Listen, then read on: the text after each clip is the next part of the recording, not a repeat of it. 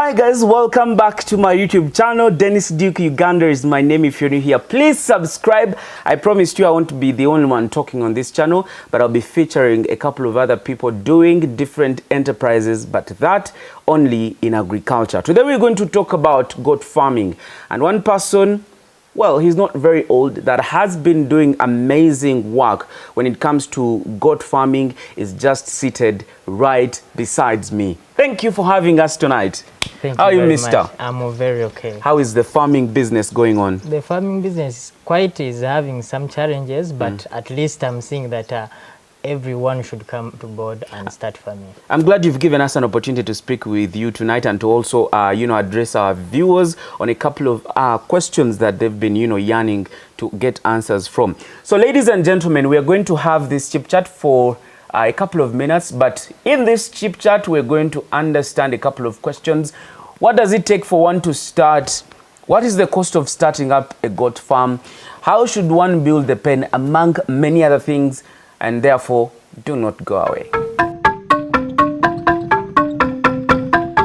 So ladies and gentlemen, like I said, we are joined by one enterprising farmer, and his name is none other than Kalema Hakim. First things first, what should somebody do when they want to start up a goat farm? If at all you want to start up a goat farm, first and foremost, you have to make a research on what you want to start. Because you cannot just go for a venture when you don't have enough knowledge for it. Secondly, you have to know the resources that you need at the farm or you have at the hand to see that if at all you start, you don't get the challenges when you have just started. When you are done with the research and you have gone, you can make online research or you can do physical research. You can go to the farmers that have already started that business, or you can go online and you also research on goat farming business. After that, there are some resources that you need at hand. First and foremost, you need land. You have to be with land. The size of the land that we shall go into details, but any land you can start with goat. You can do zero grazing, you can do free range system, but that depends on the land that you have. And another thing, you have to know the market of the business you want to start. You cannot just start something that really does not have market. We have a lot of goats that have that gives us meat, that give us milk. But if at all the nearest market that you have is for milk goats, then you can start with the goats that are for milking. And that one goes back to what I started, that if at all you have research, you have done really good research, I'm assuring you that you cannot fail in this business. Okay. Yes. So after the research, you have the capital. How much are we talking about here? It depends on how you want to start, because everyone is having a different status. You can say that your goal, you want to achieve 2,000 goats in a shortest time. Others can say that I want 100. Others can say that I need 50. So now if at all I want to go with 50 goats, then that means that the resources I need are really down than the other one who wants 2,000 goats for a time. So if at all you want to start with 50 goats, then you have to know that how much land you need. For that, if at all you have like 2 acres or 1 acre, I'm assuring you that you can do goat farming business on a zero grazing system. Okay, on a zero grazing system on 1 acre. Yes. Let's try to break down, because somebody out there could be having 1 acre, yes, and they could be having capital to start up maybe a goat farm of 50, yes, but they don't know exactly how much, like the total cost that is going to take them up. Let's talk about the structures. How much should the structure cost? I don't know. Now, the structure, it depends on what structure you want to put in place. There are some people can put up raised structures, others can put up non-raised structures, depending on what you are having in your pocket. Okay. But if at all you want to minimize a lot of challenges, like the diseases, the breezes, and other challenges that may come because of a non-raised structure, then you can go with a raised structure. For a raised structure, it can take you like the structure of 50 goats, you can spend like 4 million. For a non-raised structure, you can spend like 2 million on that structure. Then after that, if at all you have land, but if at all you don't have land, then the cheapest land you can get an acre is like between 7 million to 10 million. Depending on the location where you want to buy. Another thing, you have to look at the quality of the animals that you want to keep, because you might put money in something that really it's going to take a lot of money, but the outcome or the earnings are going to be very low because of low growth rate, a poor weight gain. But if at all you choose the quality animals that you want to really keep, like the savannas, here I'm talking about the hybrids, the savannas, the red Kalahari, the boas, others can opt to go with the muvendes. But if you are a starter, I want to tell you that you can start with something that may be easy, but when you are having a goal for doing quality things, because if at all you want to buy a goat, a hybrid, a mother, they start from 450 and above. But if at all you want to buy a muvende or a local, it is between 200 to 250. If you want to start and you're a youth and you don't have that money for the hybrids, then you can crossbreed. You can decide to start with the local, that is the muvende females, and you buy a hybrid male. With that, you are crossbreeding, and the kids that you are going to get for the first generation, it will be a cross. And a cross, that one depends on the percentage. We won't go inside there, but at least I'm assuring you, when you start with that start, it won't be very costly, but you are going to get some good results in the time come. Okay, so you've talked about a couple of breeds. You said boas, which are exotic, boas, Yes. Kalahari, Savannah. Those are the exotics. Yes, and then the local ones? The local ones, we have the muvende. Other people call it muvende, but there are a lot of local goats there out. We have some from Kayunga, we have others from Bale. So all those are categorized under muvende? Under muvende. They are local? Yes. Why didn't the name muvende is so popular? It is popular because many goats that started, those goats that were giant, yet they were local, they came from muvende. Yes. So that makes the name muvende become very popular when it comes to goat farming. Yes. In Uganda.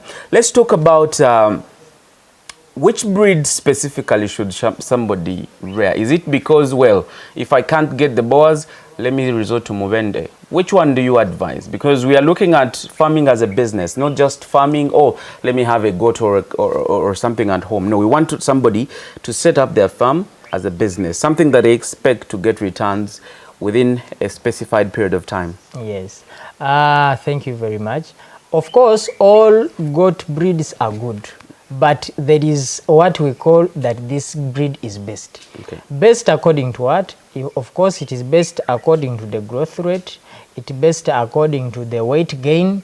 You understand? So if at all you want to come into goat farming business, I would recommend, if at all you want to sell your goat at 7 months, then that means you cannot sell a local goat at that age. Okay. But if at all really you want to to see that the business comes out very well and you are into the business, you're not just playing, then I recommend exotic breeds for the meat production. Okay. One thing that perhaps we did not talk about in the beginning is Mr. Hakim has a YouTube channel under the names of KIMD Construction and Farm Consults Limited, isn't it so? Yes, please. So please go there. He uploads videos every other week and these videos are really amazing. You can also start by subscribing to his YouTube channel so that he gains the viewership and you guys get to learn a couple of things, because, well, I'm overwhelmed with a lot of stuff. I do rabbits, I do chickens, I do goats, I do this. It's a mixture. But when you go to his YouTube channel, you'll get exactly what you want to learn from. So please go ahead, follow him on social media. That is Facebook, Twitter, I think at KIMD, right? Yes, Consults. yes. So please go out and follow him. Let's now go to the basics of, starting up a goat's farm. Yes. How much space? You talked about space, but in terms of 50, I want you to quantify the space. Is it, if I'm building a structure, I could perhaps say, let me just build 20 feet by 30 feet. How much, like I want to know, somebody wants to know maybe 50 or 100 goats or 200 goats, the space that they need. Yes, thank you very much. Of course, many goats have different sizes, yes, but average, when we say that we talk about average, each goat, if at all we talk about the open space, because there is that open space, the exercising ground, those goats have to exercise, and there is the space we call closed space. For the closed space, we need for each goat, and there I'm talking about the average goat, it needs like 7 to 10 square feet in a closed environment. But if at all you are talking about the open space, then there we need, you have to double the space of the closed the environment of a goat.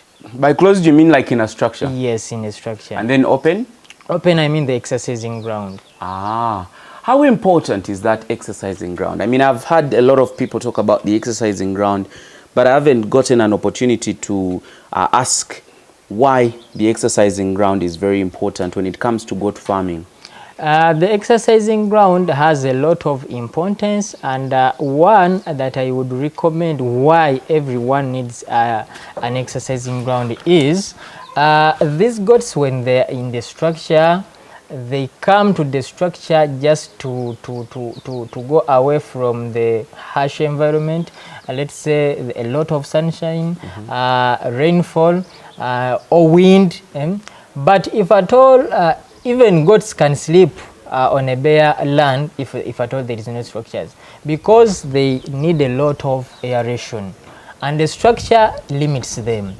Goats, if at all they are outside, they need such like vitamin D, and that vitamin D is from the sun, and the structure is shielding that to particular areas of the structure. So it is very good for a farmer, because actually I have not finished all of the importance of exercising ground, but if at all you want your goats to get all the nutrients from the nature, then you have to provide them with the exercising ground. Okay.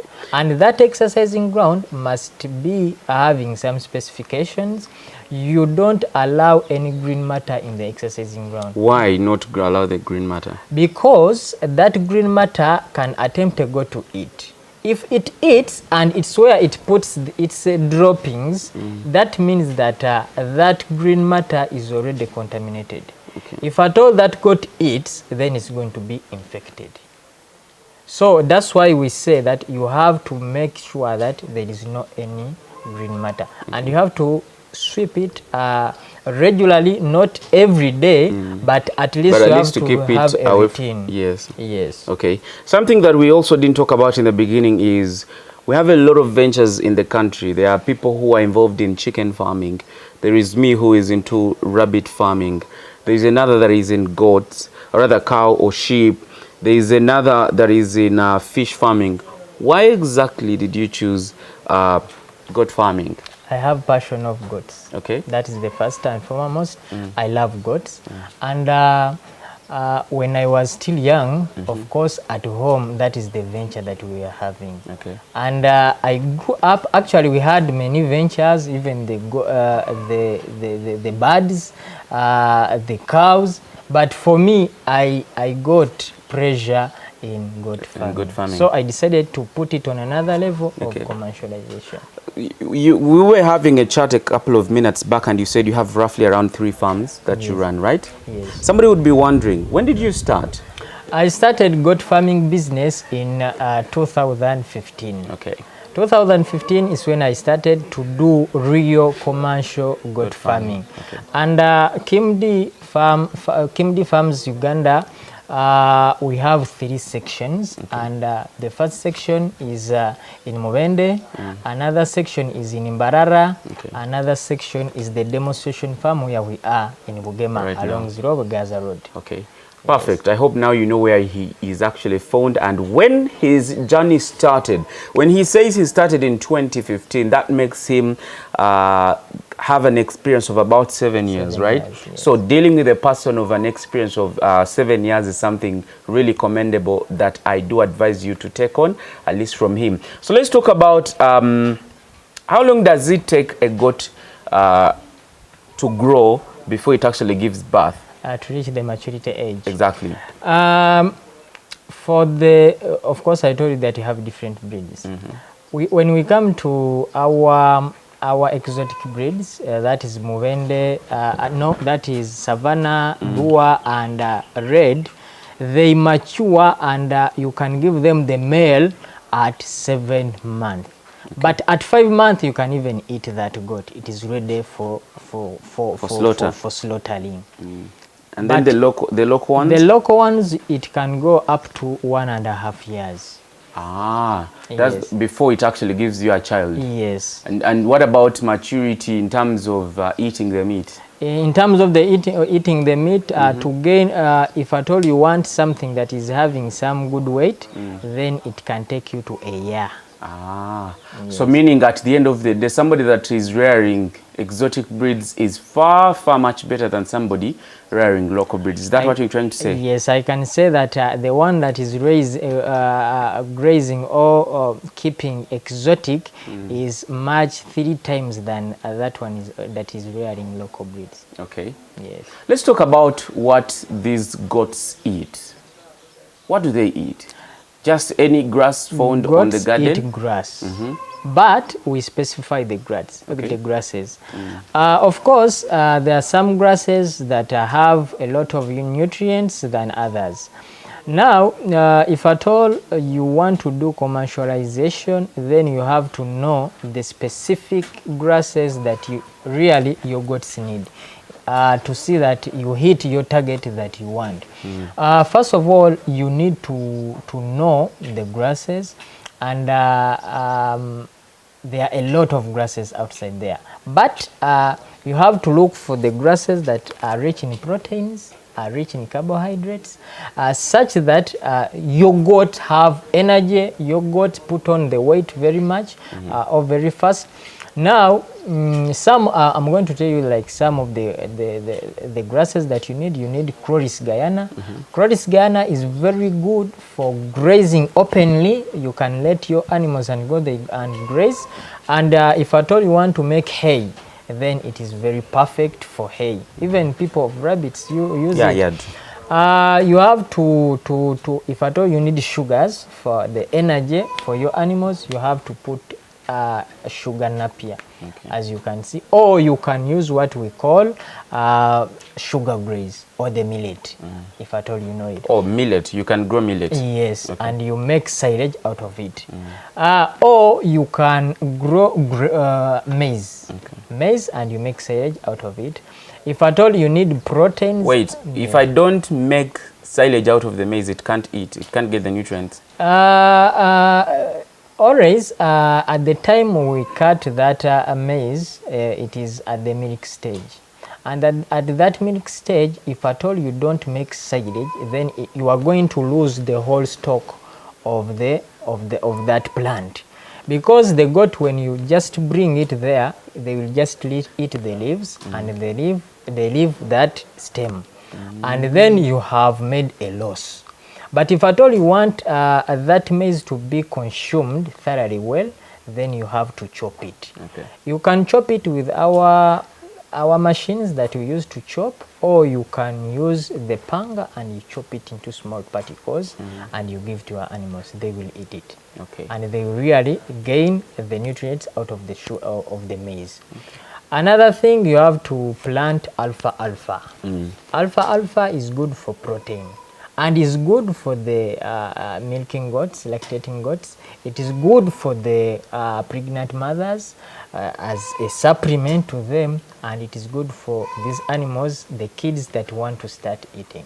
Okay. So I recommend all of the grasses, don't leave out alfalfa. Ah, so then there is also lab. Lab is there, centrosema. We have the legumes. If at all you want to plant the sugar napier, you need nitrogen fixation in the land.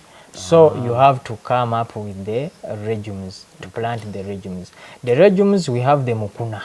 Okay. It is very, very good. It is wild. Mukuna, you mean the velvet beans. Velvet beans. There's black. They are black in color. Yes. When they are seeds. Yes. And then they grow big. Yes. Those goats also feed on them. Yes. They feed on the leaves. Yes, they feed on the leaves. We've seen people recently come up with different ideas of making commercial feeds. Yes. Say, for example, pellets. Some give them maize brands. What do you say about that? Pellets are in different categories. There are those for growers, the general.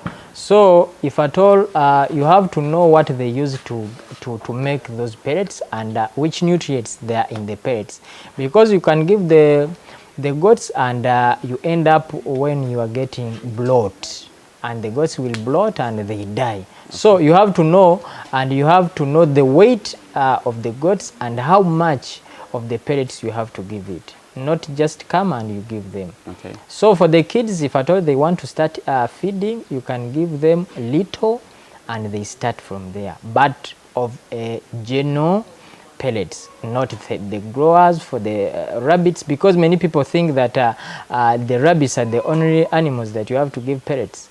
Even the goats you can give them, but what have you mixed in those to get the pellets out of them? Yes. Talking about bloating in one of your statements just a few seconds ago, let's go into, because I understand bloating in rabbit farming. I hope it's the same in goat farming. Yes. So extensively talk about bloating, what exactly it is, and also talk about a couple of diseases that do affect goats in general. Thank you.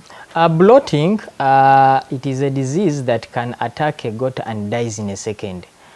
It comes about a goat can eat something and it fills up the stomach, and after filling up the stomach, the digestive part, the digestive system is blocked, and eventually the goat dies.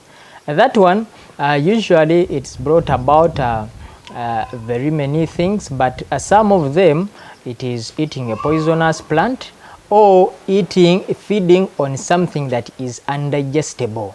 If at all you put something like graze, let me talk about maize, and those maize corns, and you give the goats, if at all they eat them and they cannot be smashed in the rumen or in the stomach of the goat, then eventually your goat will get bloat and it cannot pass out. Eventually it dies.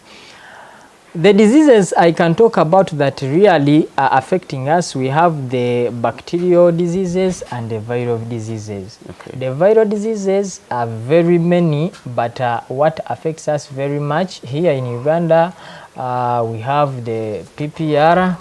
It is very much, and everyone, if at all you want to start goat farming business, you have to see that you vaccinate your animals against that disease.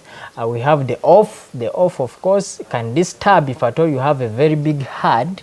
But that one, it has a prevention, and you can prevent your animals from feeding during very early in the morning or very late in the evening. So you can decide to take your goats at around 11 a.m.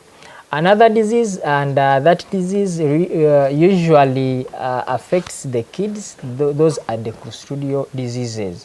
Clostridial diseases, it is a combination of 3 diseases, that is Clostridial C and D, and the tetanus. So if at all you can vaccinate the mother during the late stages of the pregnancy, or you can vaccinate the kids if at all you bought a goat when you are not certain if at all it was vaccinated, then you can vaccinate the kid at 3 to 4 weeks, and you give it a booster dose at 8 weeks. Another disease that really it is affecting us, that one is brought about the structures. The sneezing, the coughing. If at all your structure is not well aerated, you cannot chase away those diseases. Because every time there is no enough air in the structure, and goats will end up sneezing, you will treat and will bring every medicine that is very good for those diseases. But if at all your structure is not good, you cannot eliminate that. With a standard structure, it can help you to eliminate like 75% of the diseases that can affect your goats. Yes. So those are the bacterial and viral diseases. Yes. And then the bloating that you talked about. Let's talk about handling. Are they called kits as well? Because in rabbits they are called kits. They are kids. Yes. How do you prepare, first of all, when you're going to receive kits? Of course, these kids are the profits of the business. So you have to be very serious when you want to handle those kids. First and foremost, you have to make sure that you have the place where they are going to sleep. You have prepared that place where they are going to sleep, and that means that you are not going to mix it with other goats. After that, you have to make sure that that space is enclosed well, but well aerated. You can get what I mean. It is enclosed well that if at all it rains, it does not get, the water cannot enter inside, but you have to make sure it is well aerated to let out the bad smell. Another thing, those goats, the kids are so vulnerable that they don't want to sleep on a bare floor. Then you have to provide with dry grass, and you can put some sacks on top, and you put your goats there. So that one comes, if at all you want to make commercial goat farming, you have to hire a caretaker who is specifically going to look after the goats, because they usually die at 2 months, 1 week. That period is very, very important for the kids. You talked about vaccination of goats. Somebody out there is like, there are people who are against vaccination. What do you say about that? Vaccination, if at all you can say that you are against vaccination, then we shouldn't vaccinate even human beings. That means, vaccination means that you are putting something inside the body of an animal or a person to fight in case the same bacteria or the same virus comes into your body. That means that you are ready for any outbreak that may come to your farm.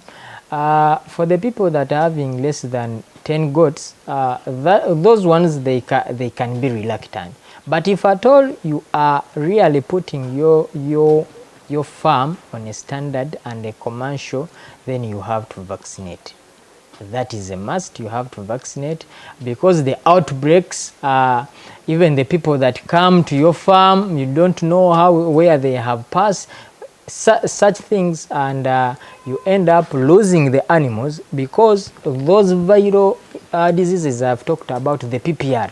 The PPR can put down the herd of 1,000 goats in a week. Wow. And all of them, they are dead.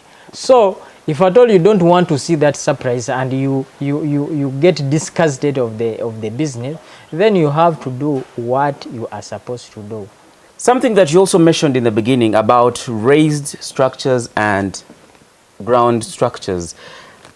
Is it just a matter of price difference, or are there specific benefits when you use a raised structure over the ground structure? Everywhere you go, even if you get a farmer, a big farmer, when his structures are on the ground, he will automatically tell you that the raised structure is best. In terms of disease eradication, if at all you raise your structure, then that means you have chased the bacteria and all the diseases down, and you have left your animals' health on top. Okay. That means that if at all you have a non-raised structure or a ground structure, you have to make sure that you are very, very keen in terms of hygiene. If at all, many people are having farms, but they fail and really fail because of the structures. And when they call us to go and inspect certain things, you find that they have the caretakers, but they take like 5 days minus cleaning those structures. So animals, every day or every week, a vet doctor is needed at that farm. But for a raised structure, when you raise your structure, it is not a matter of raising the ground, but there are some specific things that we put into consideration to see that it is a standard raised structure. You have to make sure that the droppings go down and the urine, and your structure is dry all the time. With that, I say that the raised structure is best, and your animals, as I told you, that you have prevented 75% of the problems that would have come to your farm if your structures are raised. Okay, let's talk about the spacing, because if somebody would want to do a slated structure or a floor and they don't know of the spacing, is it 1 centimeter, 1 meter? What is the spacing in here? The spacing of the planks, you have to leave between 1 inch and 1.5 inch, dependingly. Okay. Yes. So that the droppings are able to go through. They are able to go through. Okay. That applies to the urine as well. Yes, please. Okay. Under your exercising ground, I saw some place actually cemented. Is the exercising ground supposed to be cemented? No. That one, the reason why mine, I put that area there, when it rains, here we get some flooding, and the animals, when they want to get some vitamin D during the day, they cannot access it, but they can go to that area there, because for it cannot float. Okay. Or flood. Because also talk about a scenario where you said floor structures, down structures have high chances of, diseases among others. And yet, doesn't the same apply to having an exercising ground? Because they're also on the ground. Yes. They are doing the poops, they're doing the urine. Yes, the exercising ground, as I told you, that you have to double the space of the closed space needed for the goat. That means you can even do times 10. It depends on your land and what you really want. But the rule is to double. To double. Okay. Yes. That means that even if they are outside there, you have to clean it. You have to eliminate, as I told you, you have to eliminate the green matter such that the goats don't feed from there. It's what we are chasing away from the non-raised structures. But if your goats are on a raised structure and your structure, the exercising ground is having the green matter, then your animals are going to get sick. They are going to get sick because you have not also put the conditions that must be in the exercising ground. Okay. So in all, we need hygiene. Okay. In all aspects. Let's talk about the advantages of zero grazing over free range system. I don't know. What are the systems in goat keeping? Basically, we have two. or you can do them at once. We have the zero grazing. Zero grazing is where you keep an animal inside the structure or a demarcated area, and you provide everything that it may need there minus living. Then the free range system, you leave the animal to go and feed on what it wants to feed in the area where they have to graze from. Anywhere they go to get the food. Now, the difference or the advantage over the other, if at all you don't have enough land, or if at all you want your animals to gain weight very fast, then I advise you people to do zero grazing. Zero grazing helps in such a way that if at all you have made thorough research of what an animal needs to feed on, you have to balance its diet very well. Then for that, I assure you that zero grazing is very good for you, and you can opt for that. For those that have a lot of animals and have big chunks of land, then they can do the free range. Others do them at once. They decide to look for feeds for their animals before they leave for grazing, and after feeding, like at 3, they were feeding from morning, giving them silage, giving them hay. Then they decide their animals to just go and in the evening to have some feeding, and that one is free range system. Okay. So they are doing them at the same time. Okay. And that is the best one. Mixing free range and zero grazing. Yes, for someone who is having land. Okay. Apart from the diseases, of course, diseases are a challenge as well. What other challenges do you have when it comes to goat farming? The challenges, the workers, okay, they are a big challenge, and you have to supervise them. Some people actually, if at all their farms are very far, they put cameras. Like in my other 2 farms, I have cameras. I monitor my farms. I monitor the structure. I try to put the cameras on the structure to see if at all it was swept. I have to put the I had to put the camera on the kids to see how they are doing. For that, then it is a challenge for me to put in much money than trusting the workers. Okay, perfect. Let's go talk about do goats need water? Very much. Okay. And also there's something called the mineral block. Is it very important, or I can opt not to give them the mineral block? When the goats go out there and they graze, they will come back with very big bellies, but that does not mean that they are going to put on muscles very fast. Goats need some nutrients that are not in the pastures.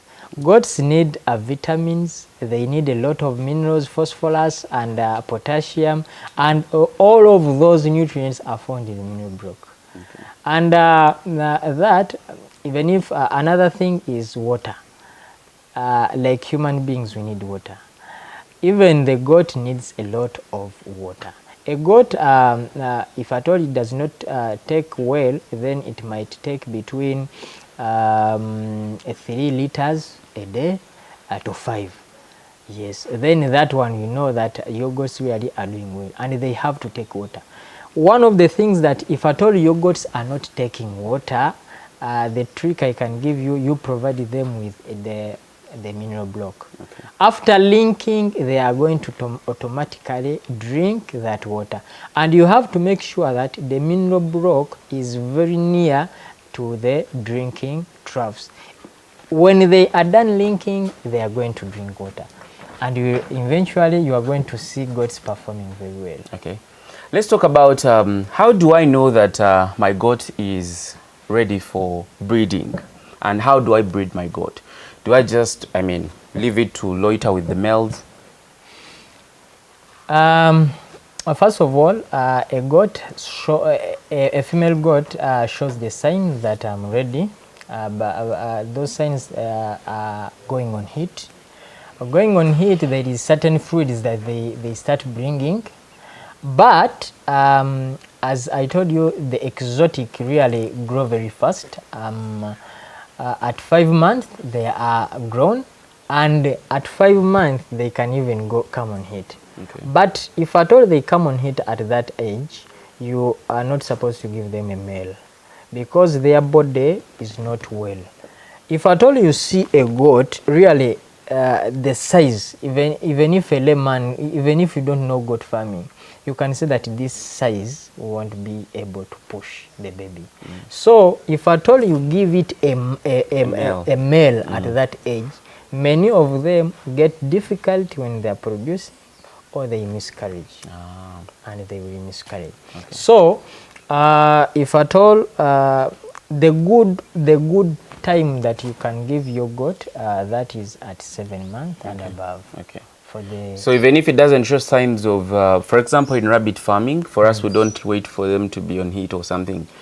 Any time is breeding time. I mean, I could just wake up today, even if it's not on, you know, in the moods of having it, and then boom, it gets pregnant. That doesn't apply with the goats.